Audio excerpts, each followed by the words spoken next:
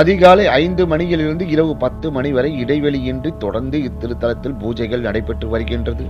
ஒவ்வொரு நாளும் கணபதி ஹோமம் கட்டளைத்தரர்களால் நடத்தப்பட்டு வருகின்றது. இந்த கோவிலில் 27 நட்சத்திரங்களுக்கும் மலர் அலங்காரங்கள் ஒவ்வொரு நட்சத்திரத்திற்கும் வெவ்வேறு விதமான அலங்கரிக்கப்பட்டு அஸ்வினி முதல் ரேவதி வரையிலும் 27 வித மலர் அலங்கார அழகு செய்யப்பட்டு பூஜை நடத்துவது மிகவும் சிறப்பானதாகும். இந்த கோவிலுக்கு இது பிரசித்தமானதாகும். மன வாழ்க்கை அமைவது நிச்சயம்.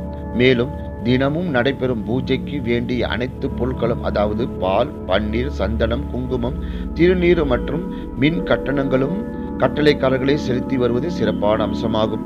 இந்த திருத்தலம் வந்து விநாயகரிடம் மனம் உருகி பிரார்த்தனை செய்ய குழந்தைகள் படிப்பில் நல்ல முன்னேற்றம் கிடைக்கிறது.